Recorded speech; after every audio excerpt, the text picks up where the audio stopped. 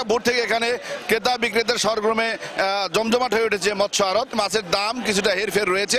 ইলিশ বিক্রি হচ্ছে 800 থেকে 1500 টাকা কেজি দরে, বোয়াল মাছ বিক্রি হচ্ছে 700 থেকে 1500 টাকা কেজি দরে, দেশি পুঁটি বিক্রি হচ্ছে 180 থেকে 500 টাকা কেজি দরে, শিং বিক্রি হচ্ছে 380 থেকে 600 টাকা কেজি দরে, কাসকি মাছ সেটি বিক্রি হচ্ছে 600 থেকে 1200 টাকা কেজি দরে, তেলাপিয়া বিক্রি হচ্ছে 180 থেকে 300 টাকা কেজি দরে। এখানে প্রকার বেদের হেরফের রয়েছে। গলদা চিংড়ি বিক্রি হচ্ছে 650 থেকে 850 টাকা কেজি দরে, রুই মাছ বিক্রি হচ্ছে 180 থেকে 400 টাকা কেজি দরে, কাতল মাছ যেটি রয়েছে সেটি বিক্রি হচ্ছে 250 থেকে 600 টাকা কেজি দরে। একই সাথে বিভিন্ন প্রজাতির মাছ এখানে রয়েছে। মাছ কিন্তু পর্যাপ্ত পরিমাণে যোগান রয়েছে। কারফিউ থাকার কারণে মাছের যোগান ছিল না, গাড়ি ঘোড়া ঠিক মতো চলতে পারে না, যে কারণে মাছ আসতে পারে, মাছের দাম কিছুটা বেশি ছিল।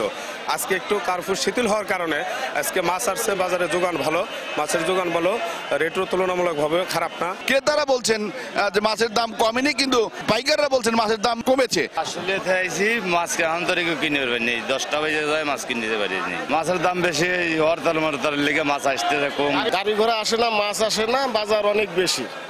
আমরা তো এই চড়া দামে মাছ কিনে খেতে পারতেছি না, বাজার অনেক বেশি।